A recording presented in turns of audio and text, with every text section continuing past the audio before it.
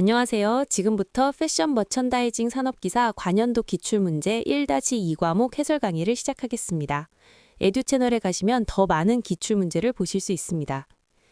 11번째 문제는 물적 유통 시스템에 관한 문제입니다. 다음 중 물적 유통 시스템에 관한 설명으로 틀린 것은 무엇일까요? 보기는 다음과 같습니다.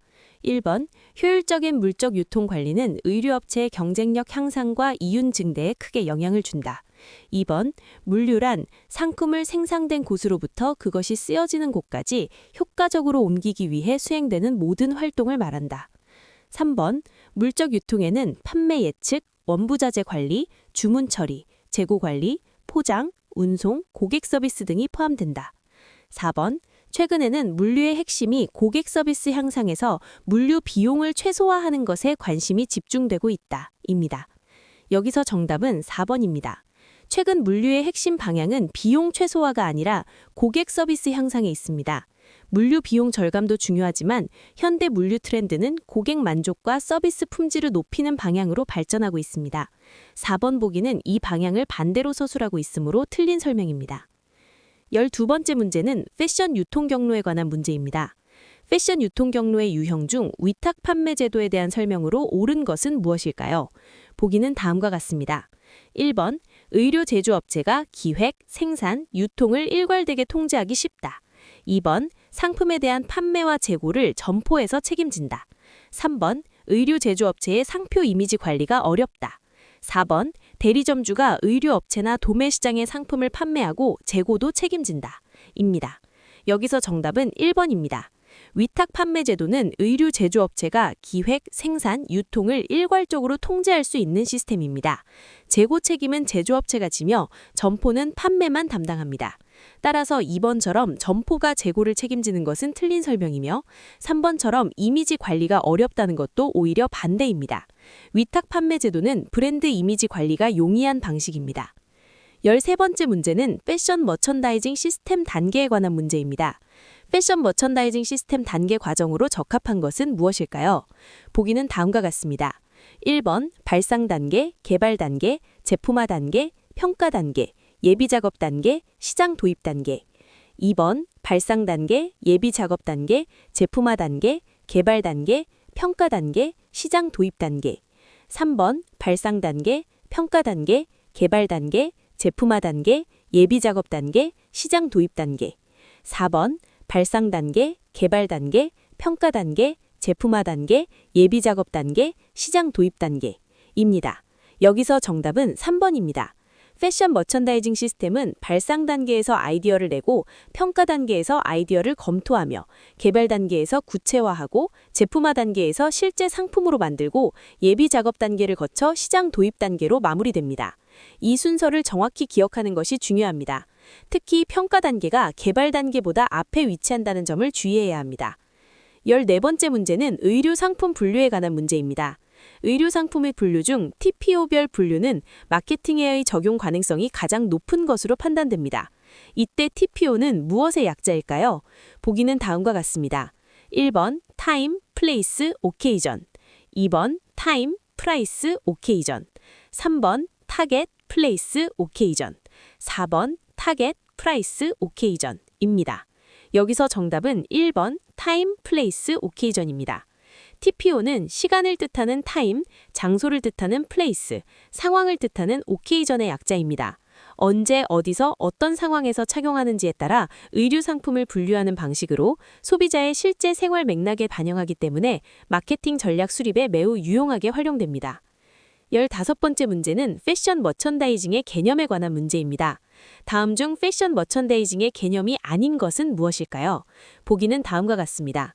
1번 예측 활동, 2번 상품 계획 활동, 3번 제품화 계획, 4번 브랜드 정책입니다. 여기서 정답은 4번 브랜드 정책입니다. 패션 머천다이징의 개념에는 예측 활동, 상품 계획 활동, 제품화 계획이 포함됩니다. 브랜드 정책은 마케팅 전략의 일부로 머천다이징의 직접적 개념에는 해당하지 않습니다. 머천다이징은 어떤 상품을 얼마나, 언제, 어떻게 공급할지를 계획하는 활동이며 브랜드를 어떻게 포지셔닝할지는 별도의 마케팅 영역입니다. 16번째 문제는 패션 머천다이저의 역할에 관한 문제입니다.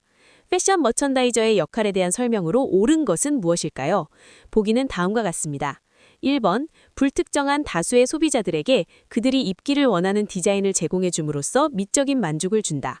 2번, 고객이 원하는 상품을 구해주기도 하고 고객에게 어울리는 신상품이 출시되면 연락하는 등의 역할을 한다. 3번, 상품 라인의 기획, 소재의 기획 및 수급을 중심으로 생산, 판매 부분과의 유기적 관계를 유지하면서 종합적인 기획과 계획을 한다. 4번, 패션 산업에 대한 여러 가지 자문을 담당하는 전문가로 어페럴 메이커와 유통업 패션 정보를 제공하기도 하고 기획 및 마케팅 전략에 대한 자문도 한다. 입니다. 여기서 정답은 3번입니다.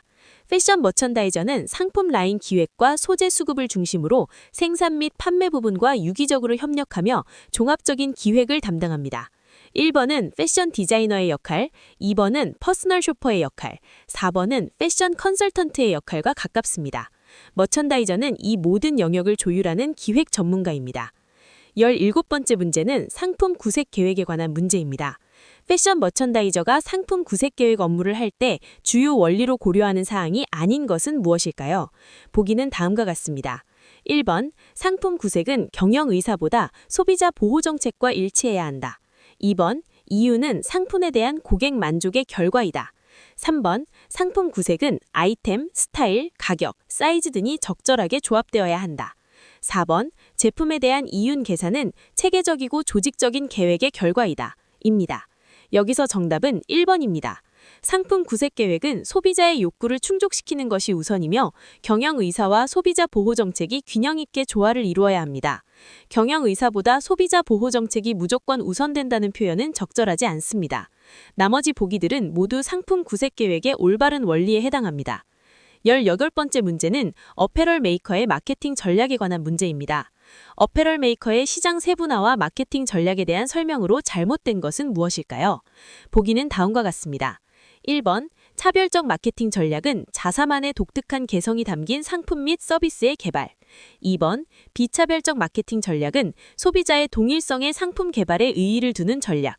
3번, 집중적 전략은 총체적 시장의 점유율을 높이기 위한 전략이며 최대 다수 소비자 만족. 4번, 완전 시장 세분화 전략은 특정 고객 개개인의 기호를 위한 상품의 개발입니다. 여기서 정답은 3번입니다. 집중적 전략은 하나 또는 소수의 세분 시장에 집중하는 전략입니다. 총체적 시장의 점유율을 높이고 최대 다수 소비자 만족을 추구하는 것은 비차별적 마케팅 전략의 설명을 잘못 연결한 것이므로 틀린 보기입니다. 19번째 문제는 제품 수명주기에 관한 문제입니다. 제품 수명주기 중 성장기에 대한 설명으로 틀린 것은 무엇일까요? 보기는 다음과 같습니다. 1번, 어그레시브한 경쟁 전략을 구사한다. 2번, 투자 규모를 줄인다. 3번, 이익률이 상승한다. 4번, 유사 제품이 등장하면서 시장이 확대된다. 입니다. 여기서 정답은 2번입니다. 성장기는 제품이 시장에서 빠르게 성장하는 단계로 이익률이 상승하고 유사 경쟁 제품이 등장하며 시장이 확대됩니다. 이 시기에는 시장 점유율을 높이기 위해 오히려 투자를 늘려야 합니다. 투자 규모를 줄이는 것은 성숙기나 쇠퇴기에 해당하는 전략이므로 성장기에 대한 설명으로 틀렸습니다. 20번째 문제는 소비자 관여에 관한 문제입니다. 소비자의 관여에 대한 설명으로 틀린 것은 무엇일까요? 보기는 다음과 같습니다. 1번, 동일한 제품과 상표에 대한 관여의 정도는 같다. 2번, 제품에 대한 관여는 소비자가 처한 상황에 따라 달라진다. 3번, 일반적으로 패션 제품 중 외출복은 대표적 고관여 제품이며 일상적인 내의, 양말 등 편의품 저가 제품은 저관여로 분류된다. 4번, 고관여는 제품에 대해 일어나는 각성, 흥미, 집착 수준이 높은 내면 상태이다. 입니다. 여기서 정답은 1번입니다. 소비자의 관여 정도는 동일한 제품과 상표라도 개인, 상황, 시점에 따라 다르게 나타납니다. 예를 들어 같은 청바지라도 일상 구매 시와 특별한 날 구매 시 관여도가 달라질 수 있습니다. 관여도는 고정된 것이 아니라 맥락에 따라 유동적으로 변하는 개념입니다. 이상으로 패션 머천다이징 산업기사 관연도 기출문제 해설 강의를 마치겠습니다. 에듀 채널에 가시면 더 많은 기출문제를 이용하실 수 있습니다. 감사합니다.